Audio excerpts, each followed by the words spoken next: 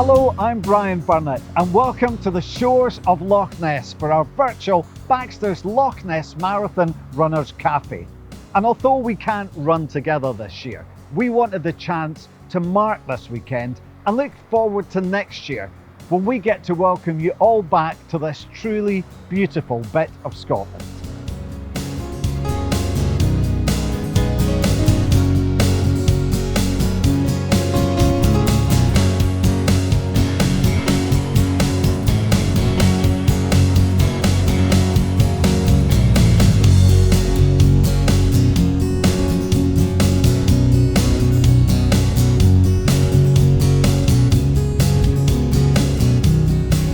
Coming up, sports broadcaster, author and seasoned endurance runner Vassos Alexander will be in the hot seat.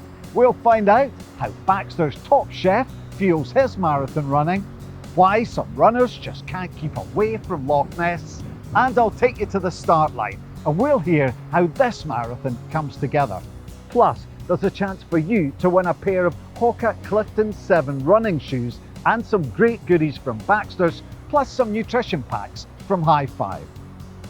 But first, how do you stay motivated during the winter when you don't have a race to train for?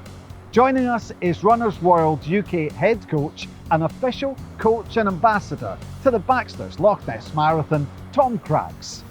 Tom, it's great to have you join us virtually on the banks of Loch Ness. I'm one of these runners that needs to have a target. I need to have a race in mind and then I train well. So what can folk like me do? How can you stay motivated when you don't have races on at the moment?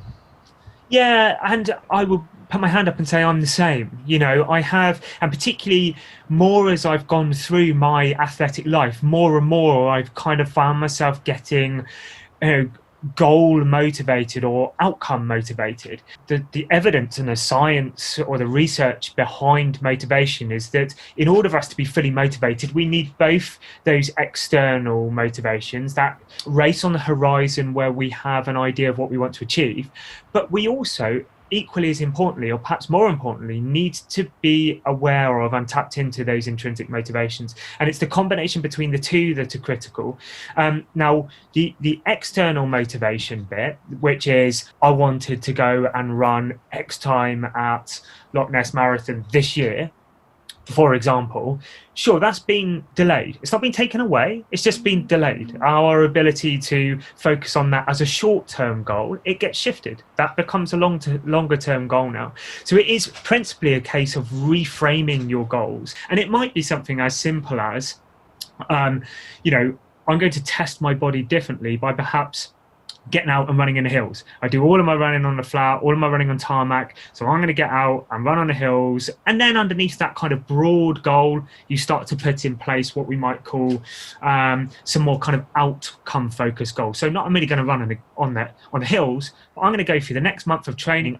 I want to have run X feet worth of elevation across the course of the month, or I want to increase my running from 3 runs to 4 runs a week, but I'm going to do it gradually over the course of 2, 3, 4 months, or quite simply as I'm going to set myself a virtual time trial that I'll do perhaps over 5k or 10k, and I'm going to drop that in every perhaps 6 weeks, and I want to see myself moving forwards from it. So we just have to kind of go, okay, that's not being driven by somebody else anymore. We don't have that race, at least immediately on the horizon. We have to recreate that for ourselves. Combine that with those intrinsic motivations, which is the more subtle bit. It's why you run. And that's what I'm talking about.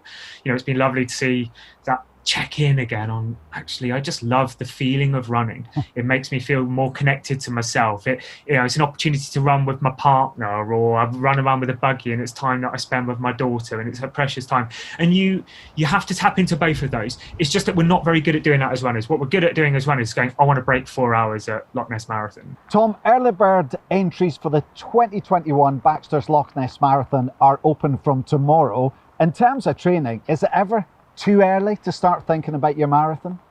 I would get in early, and I promise you, if you enter the marathon a way out, 10 months, 11 months, 12 months out, that will be a motivator for you. It will flick a switch in your brain that will be with you when you pull on your running shoes and head out of the door. It will really help. So no, not at all. Of course, you don't want to burn out. You know, you don't need to go out and be doing 20-mile runs every weekend between now and the marathon day. Of course you don't. So it's still a very patient process, but it is about having a purpose. It's about having a goal. It's about having a direction to travel, and it will really help with that. And there's nothing more motivating than 26.2 miles worth of running and knowing that it's going to come up eventually. So, yeah. Absolutely. Tom, it's been brilliant talking to you. Thank you so much for joining us. I'd have loved to be with you, but I can't wait to see you all next year. And, yeah, really excited to be back up there soon. Thanks very much to Coach Tom for some great advice. Now, we couldn't let this weekend pass without celebrating all that we love about the Baxters Loch Ness Marathon and Festival of Running. The race, this amazing scenery, the atmosphere, and of course the fantastic food. Baxters have been our proud sponsor since the beginning, and over the years they've fed thousands of runners, including their own team members. Darren Sebright is a former MasterChef semi-finalist and is the Chief Innovation Chef at Baxters. More importantly, he's a fellow marathon runner and has competed here 3 times in 2019, 2016 and in 2015. Darren, thanks very much for joining us. Now, you are a 3-time Baxters Loch Ness Marathon runner. What's been your best time? My best time was 3:39. I think that was in 2016. I had a really bad year in 2017. Did you? That was almost 5 hours. And then last year I was 3 hours 45. Gosh, that's quite a change then. Yeah, I went into the second one. I took it too easily. There's just no substitute for training, I'm afraid. Yeah. And it's great to welcome a lot of your Baxters teammates here every year. I guess lots of the staff do it. Yeah, I mean, so we always put in teams for the corporate challenge. So we've always usually got 3 or 4 teams in the corporate challenge. I've done that myself, I think 3 or 4 times as well. But there's always some sort of representation that run the marathon as well, yeah. I want to talk to you about food, obviously, and as a marathon runner and a chef, tell me about the kind of foods that you would use as part of your marathon training. I tend to try and be as healthy as I can. It's quite difficult in my job because I've got to eat quite a lot, tasting things and going to restaurants to try and keep on top of trends. But I mean, just the usual suspects, really. Lots of whole grains, green vegetables, lots of broccoli, lots of chicken, lots of turkey, and then spices and sauces that are low in sugar to try and make them taste good without adding too much sweetness and salt. What's the food you fantasize about during a marathon? What's the thing you look forward to at the end?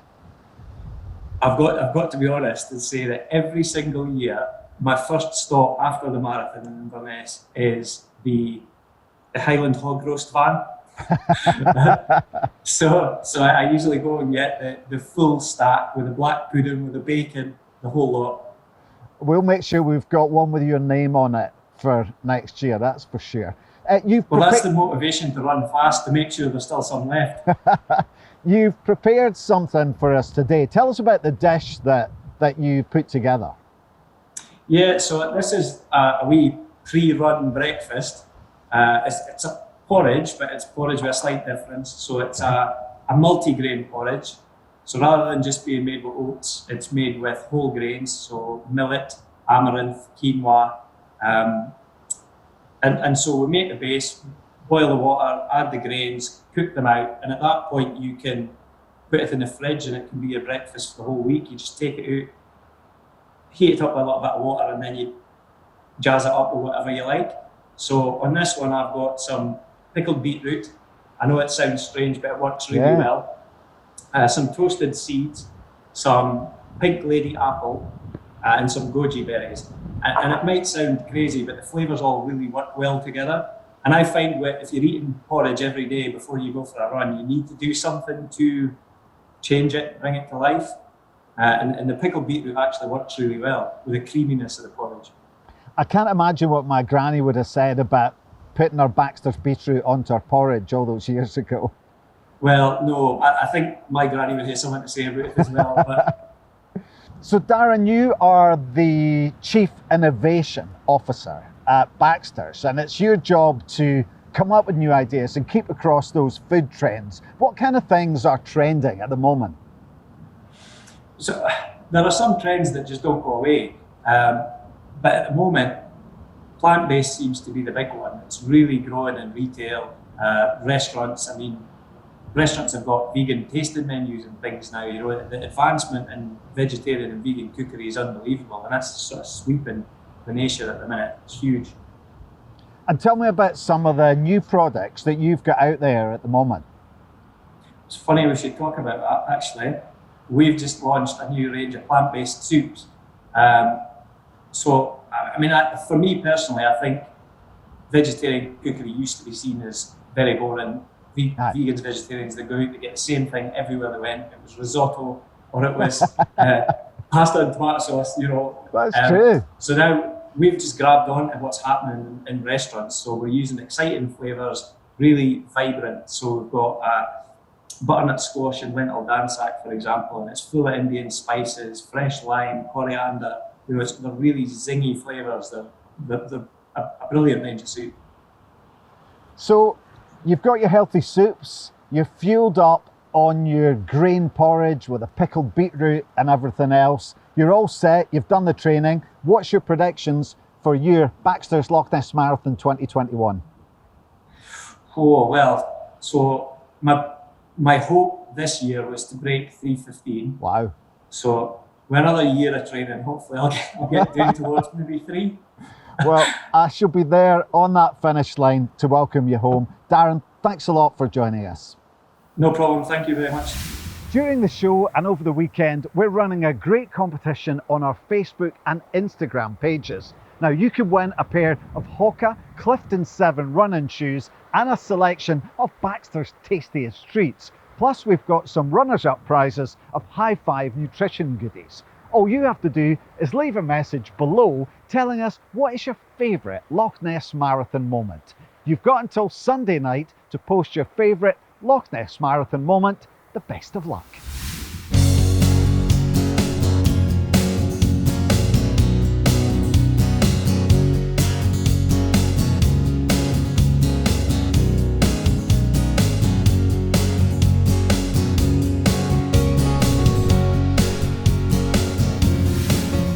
Now, we can't wait for you to be back with us on the start line on the 3rd of October 2021. And one man we hope to tempt back is the much-loved sports presenter, author and endurance runner Vassos Alexander, who made his Baxter's Loch Ness debut in 2019, and he joins us now. So Vassos, welcome back to Loch Ness in some way. It's great to have you here virtually. It's been the weirdest 6 months for, I think, everyone. What's it been like for you?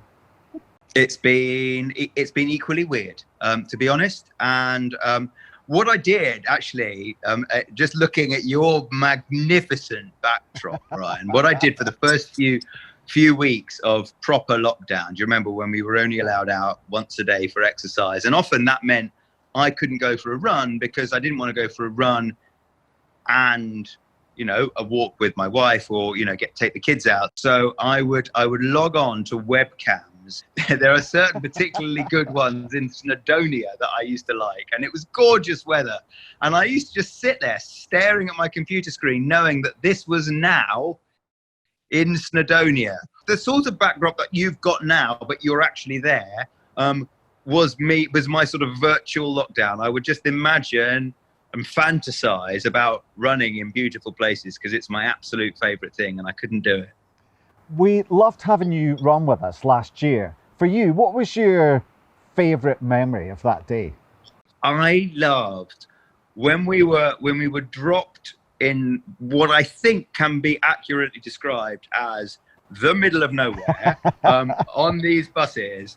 And then I took a moment. It was raining. You know, I know what it's like waiting for a marathon to start, and we were quite early. I was on one of the earlier buses. So I thought, well, while I don't get kicked off this bus, I'm going to stay on this bus because it's warm and it's dry. And so I stayed on the bus, and I was having a lovely chat with some American runners who'd come over to do the Loch Ness Marathon, and that was great fun. But then I got off the bus about half an hour before the start, and I just looked up, and my jaw hit the floor. I just thought, wow. And once again, I was just so grateful for the fact that that first day, 15 years ago or so now, maybe more, when I first laced up a pair of trainers and went for a run, and just to see where they would take me.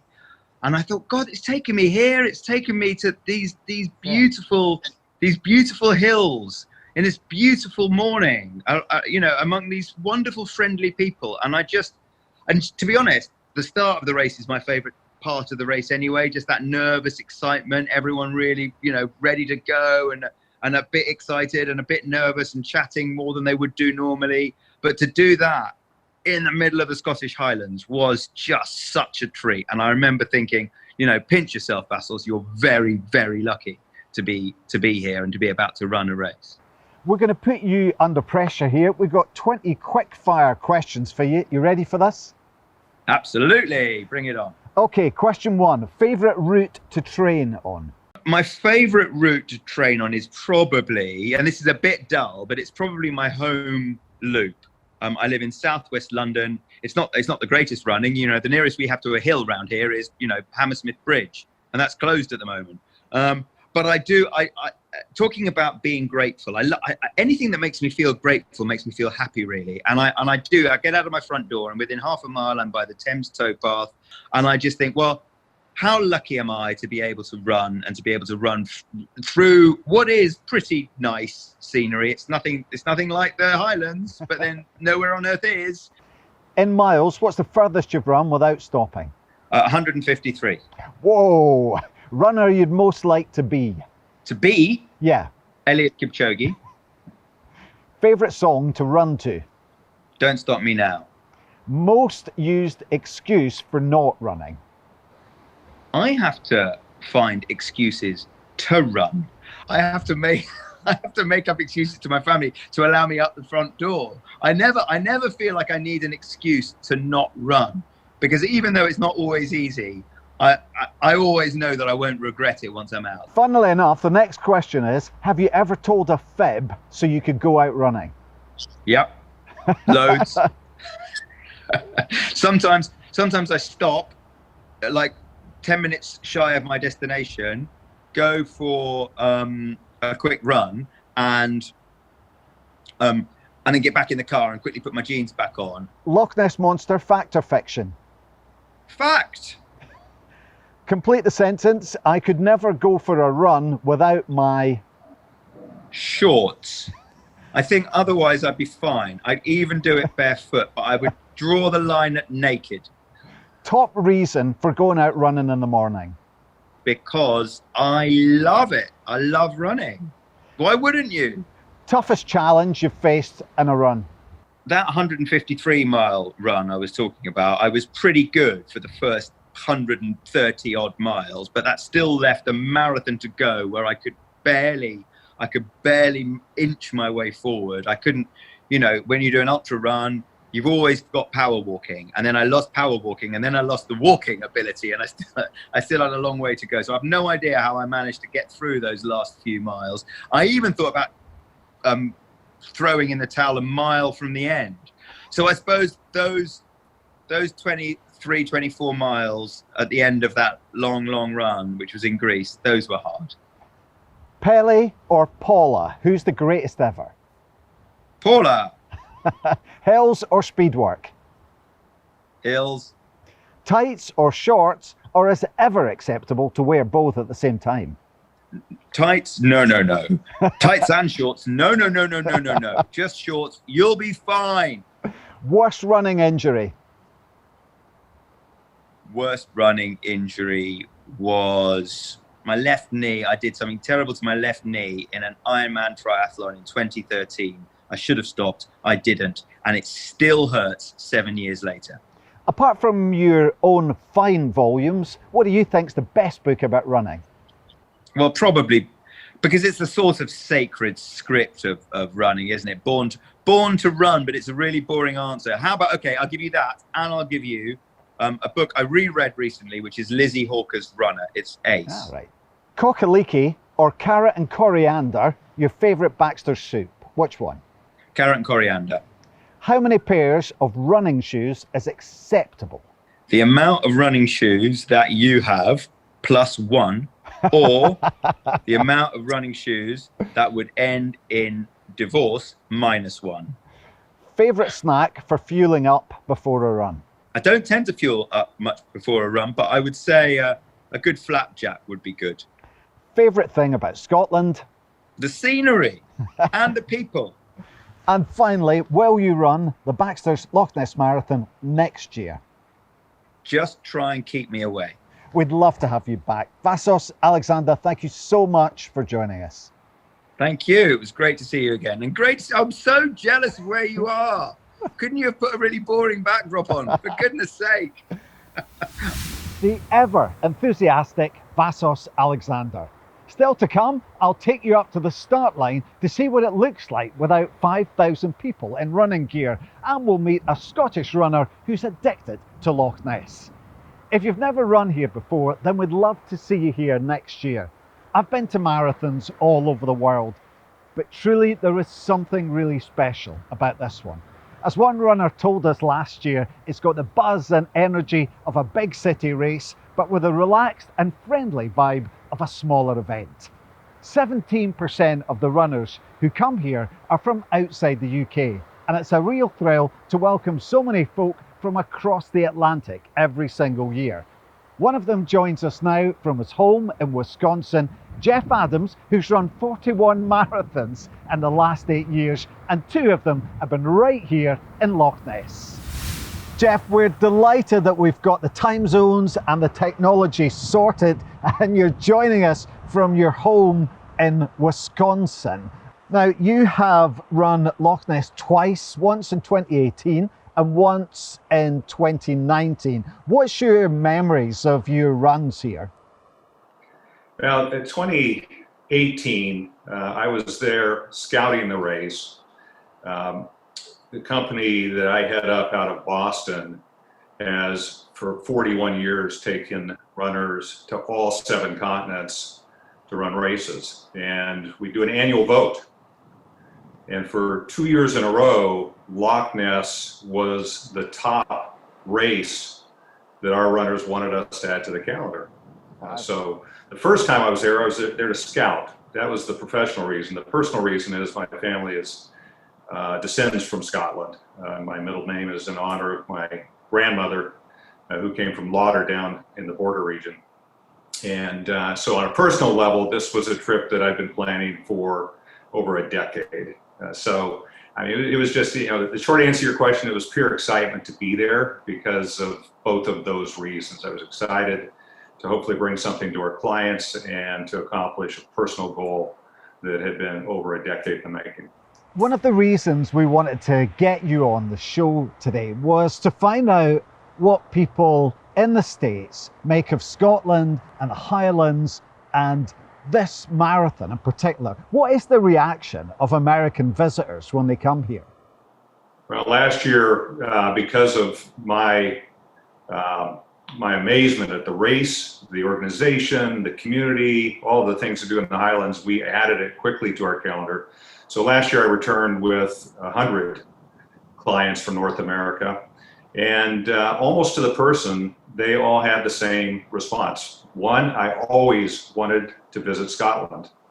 And 2, definite bias, especially with our younger runners that travel with us, for more of an adventure location.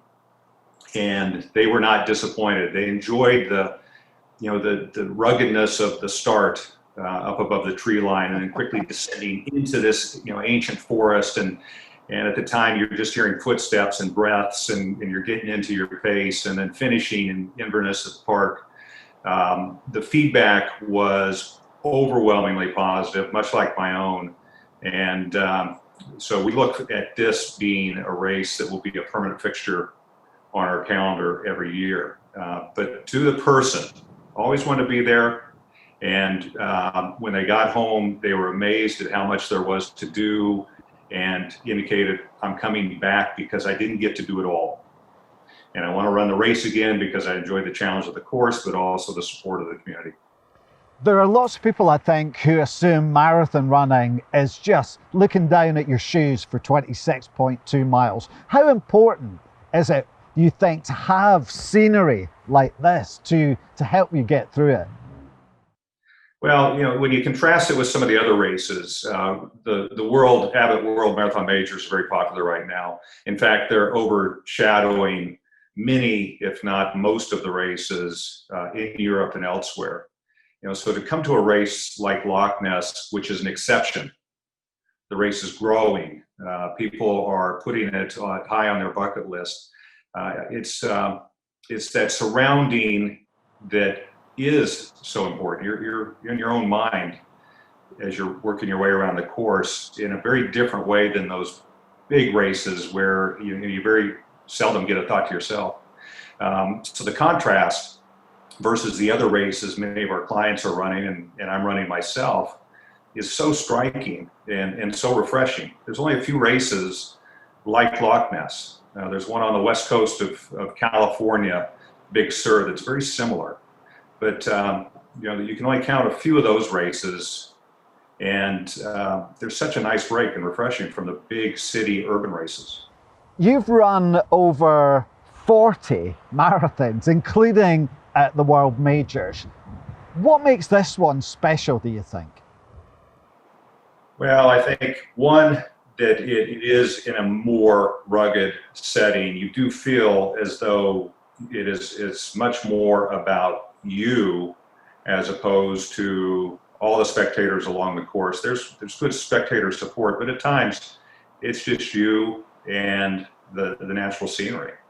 And for me, that aligns more with the types of races I enjoy the most. I enjoy running Antarctica. I enjoy Patagonia. I enjoy Loch Ness because it's much more of a personal experience as opposed to this 40,000 person experience, which are great too. But it's nice to have that counterbalance or that reset. Well, we're really proud that you've added the Highlands of Scotland to that list of incredible locations that you've raced in around the world. And hopefully we'll see you back here in 2021. You will see us back, and you will see us back with over 100 runners in tow. We've got all the folks that were supposed to be there this year deferred. They said, I don't want to lose my place in the queue.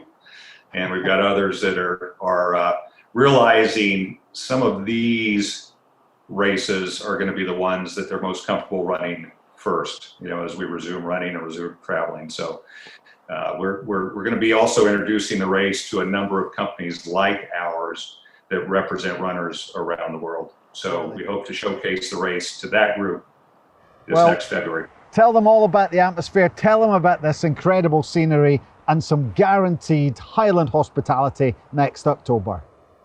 Well, Brian, I miss seeing you this year, and I look forward to seeing you and the team next year. Thanks for all you do. We appreciate it very much.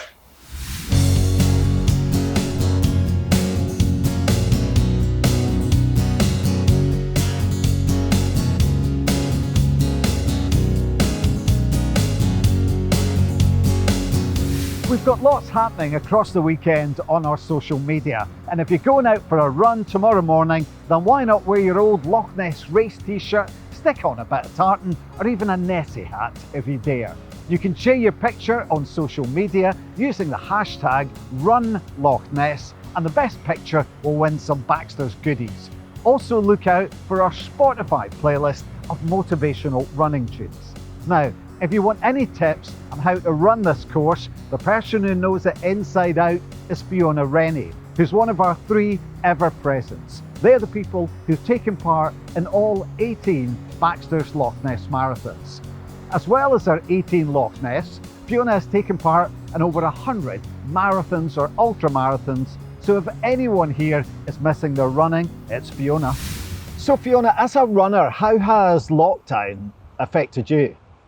I've enjoyed hitting out running, although I've missed races and meeting my pals, but still being able to go out has made a big difference. It really has helped me sort of get through it. This weekend will be the first time in the history of this race that you haven't lined up on the start line. As one of our ever-presence. How proud does it make you feel to have been part of every single race? Oh, it's some great memories. I haven't got all the t-shirts. I've sort of got rid of some of them, but when I was having a rummage, I've still got the first one. It's a bit of a nightie, but it's still I've still got that one. But yeah, I've got some cracking memories. What's been your favourite Baxters Loch Ness Marathon? I've got little points on all, but I can't push it down to one particular year. But I remember having chat in a race with some people running their first marathon. It was very special finishing 2013, which was the year I was treated for mouth cancer, and it was only 4 months after finishing my treatment, and just to hit out and just run and enjoy it. And coming down that finish with all the crowds either side cheering, it's special, a special moment. I can't imagine how emotional that race was. When you were being treated, when you were in hospital, did you dream about that return to marathon running? Yeah, very much so.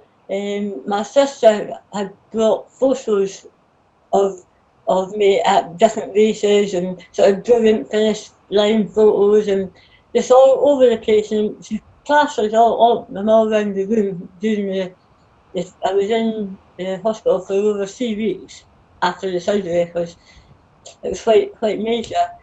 And it's in the hospital. It was hard looking at them at that point because I was so sort of knocked back that I thought, will I ever hit running again? But once coming home, the first thing I wanted to do was hit outside, hit for a walk, and then just slowly hit myself back. And it was part of my recovery, getting back to being me. It's getting back to my racing and meeting my pals. Your running history is mind-boggling. The amount of marathons and ultra marathons you've done. What is it that's got you hooked on this distance? I've never been a fast runner, but I could run for a long time. And just hitting outside, and most of my races have been in Scotland, and it's just a series of moving through the country. A lot of the outdoors, like the West Highland Way race, starting in Glasgow, and working your way through, or past Loch Lomond, up through Glencoe. It's just a beautiful, beautiful route, and I've got everywhere in Scotland. You can't beat it. And what's it you're looking forward to about coming back and being back racing next year? Or just to be here, and just the thought of being at the start of a race, smiling with people round about me. Nothing to beat it, really, is there? Exactly, yeah. Well, Fiona, we're looking forward to you coming back to Loch Ness to keep up that unbroken record, and we're proud to have you as one of our ever-presents. Oh, thank you. I'm proud to be there. Look at this view. This location will be familiar to anyone who's ever taken part in the Baxters Loch Ness Marathon. Yep, just down there is the start line. And think about how nervous and excited you felt last time you were here. I have to say, I love the atmosphere in this start line. And next year, we want even more of you lining up here on the 3rd of October. Now, joining me on the start line is Malcolm Sutherland, who's been race director right since the start. The answer to this question is staring me right in the face. But why would you have a marathon start out here? Brian, you've said it. It's staring us in the face. It is the most stunning location to start a marathon, and we have created an incredible route that people have grown to love and has become world renowned. And it is a point-to-point route starting just down here, running right along Loch Ness. Yeah, it's stunning. It is quite scary for people standing here thinking we've got 26.2 miles ahead of us. It's the only way you can get back to the centre of Inverness. Absolutely. There's no jumping on buses or any other option. You can't jump on the tube back home or to the next cafe. You are running home, but it is so inspiring, and the support you get from all the marshals and teams all along the route is incredible.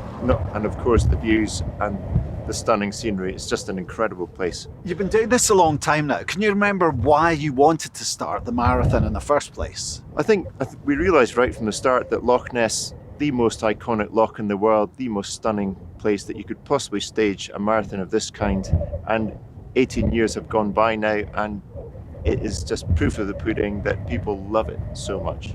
My favourite bit about being on the start early in the morning is when that fleet of buses arrive carrying all the marathon runners.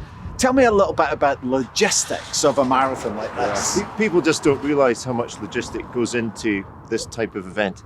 I mean, there's so many people behind the scenes, there's so many people that runners see through our 700 marshals, for example, who put so much time and energy and passion into making it a special, friendly event. And a whole host of other things. 80 buses, as you say, getting people to the start here, and then they have to get to the finish, of course. That is the hard incredible bit. Early bird entries for next year's marathon open tomorrow. I take it for you guys, work has already started. We cannot wait. We absolutely cannot wait for next year. We're working hard on it already, looking at how we can make it extra special. It's our 20th year, and yeah, we've already got some fantastic ideas that are already in planning. It's going to be a good one, and you definitely have to be here.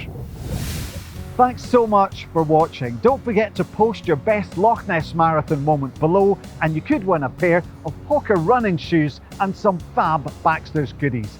Remember, keep that motivation going, and this time next year, I'll be here to send you off on a 26.2 mile journey that you'll never forget. Stay well and enjoy your running.